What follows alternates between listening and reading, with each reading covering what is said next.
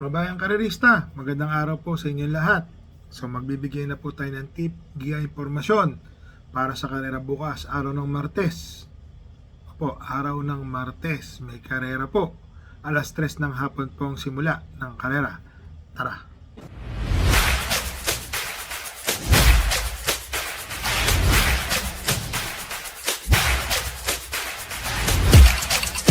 So mga bayang karerista, dito po sa race number 1, first choice ko po, entry number 2, Chrome Bell.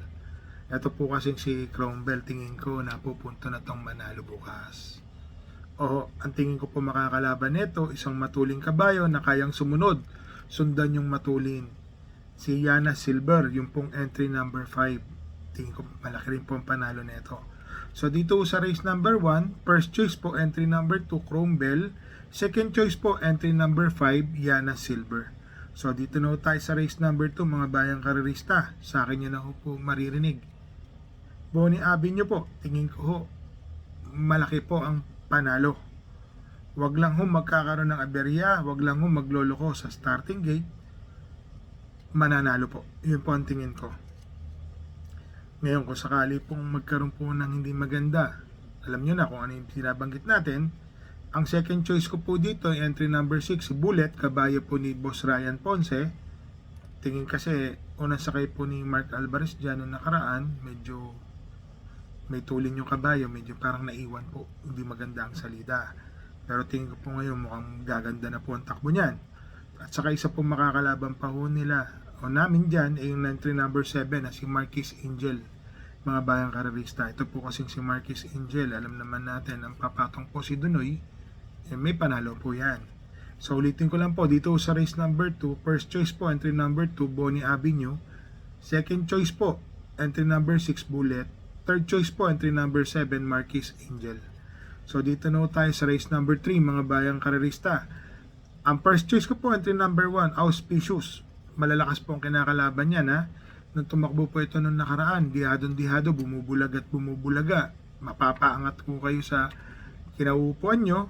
Kasi kumuha po ito ng tersero pwesto. Nakakagulat po, dihadong-dihado po ito no, numero mababa, numero 1 or numero 2 po siya. Medyo maganda pong pinakita niyan. Ang tingin ko pong pwedeng tumalo po sa kanya, entry number 2 na si The Barrister. Kasi si The Barrister po, nanggagaling sa likuran, bigla-bigla akong lalabas sa balya, magugulat kayo, kukuha ng unahan, yun po ang nagiging istorya po ni The Barrister. At naglagay po ako ng isang dihado, yung entry number 6 na si Shinshiro, kabayo po ni Boss Kid Abata. Tingin ko ho, may panalo rin po itong kabayo na to. So dito sa race number 3, first choice po natin is entry number 1, Auspicious. Second choice po, entry number 2, The Barrister. Third choice po, entry number 6, Shinshiro. Dito na po tayo sa race number 4, mga bayang karerista. Another horse po ni Boss Ryan Ponce is yung entry number 1 na si Speed Revolution. Yan po ang first choice ko. Noong nakaraan po kasi medyo inabutan lang ko sa meta yan. Lahat po ng kanto nasa kanya. Ibig sabihin lahat ng bandera nasa kanya nang nasa kanya. Inabutan lang po yan. Pero segundo po atang tumapos to nung huling takbo niya. Ang second choice ko po dito na tingin ko pwede yung tumalo is yung entry number 7 na si Oradas Gray. Medyo gumaan lang po yung laban ni Oradas Gray ngayon.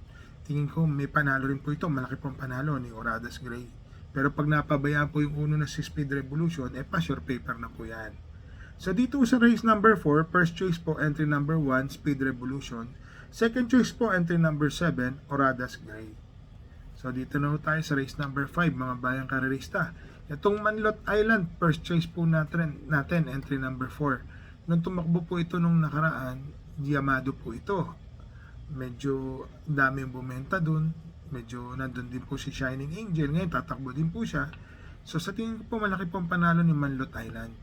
Noong nakaraan naatraso lang po ito sa salida. Yun lang po nakita ko dito naging problema po kay Manlot Island.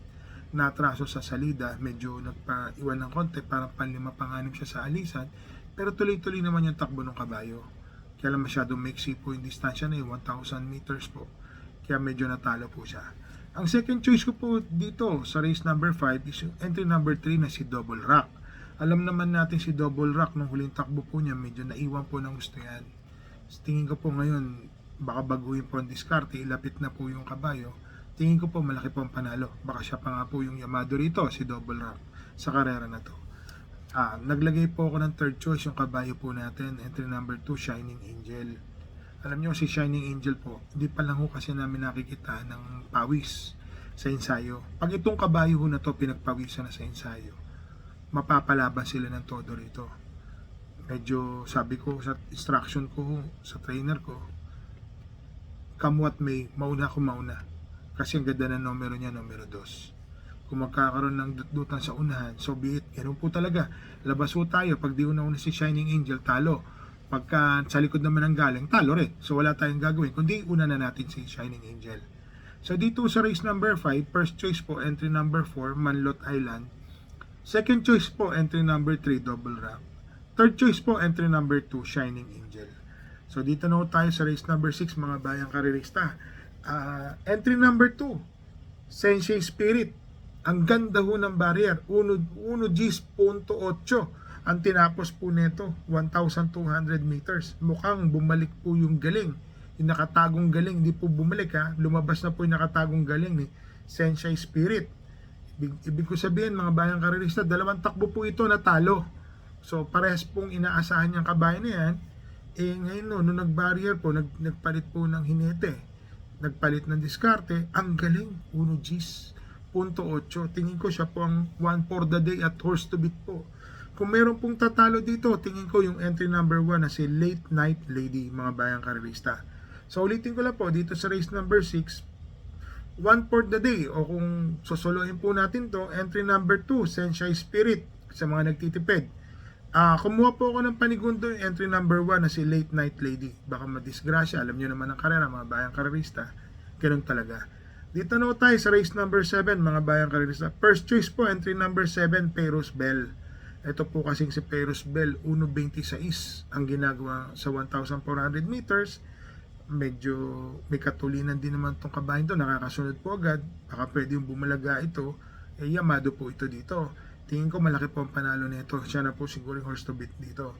Naglagay po ako ng paniguntay entry number 2 na si Ginebra. Kasi si Ginebra po, matuling kabayo, nasa mababang numero, baka sakali makalayag po ito, maning-mani po sa kanya yung tiyempo na 1.12 sa 1,200 meters, mga bayang karirista. So, yun po ang tingin ko dyan First choice ko po, ulitin ko lang po, first choice ko po, entry number 7, Perus Bell. Second choice po, entry number 2, Ginebra. So, dito na tayo sa race number 8, mga bayang karirista. Dito po ako, first choice ko po, entry number 10, Rain Go Away. Labas po yan, mga bayang karirista, labas. Labas po yung kabayo na yan. So, nandito po ako sa Taiwan. Lahat po, may instruction po ako. Kakakausap ko lang sa trainer natin. Lahat ng kabayo ko, labas. Ayun po.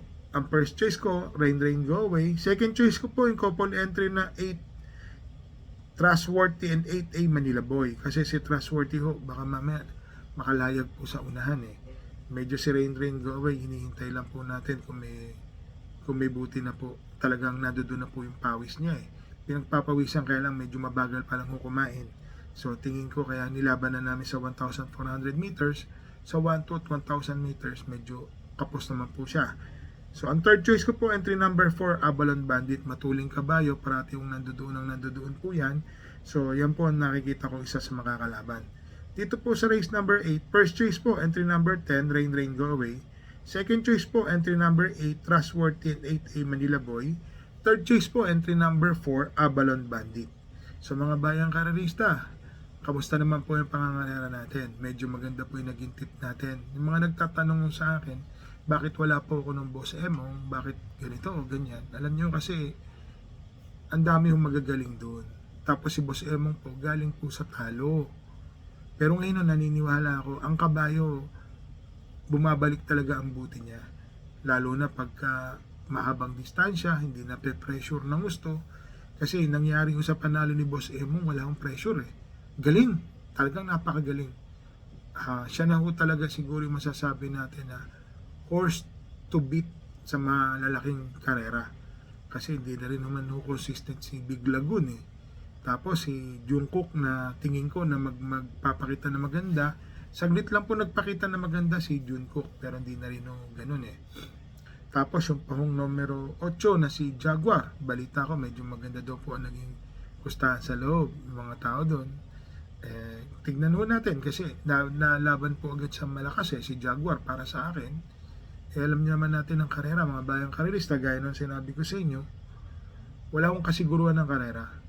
Lalo na ho, maiinam po sila lahat. Kaya sinabi ko, lahat sila mainam Pero wala pa rin tatalo sa mas mga magagaling po na nangangarera. Kasi malalaki po ang puhunan nila.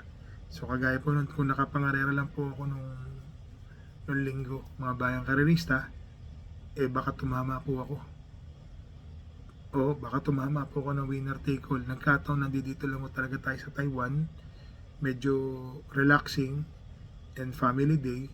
Mas kailangan po natin na mag-relax.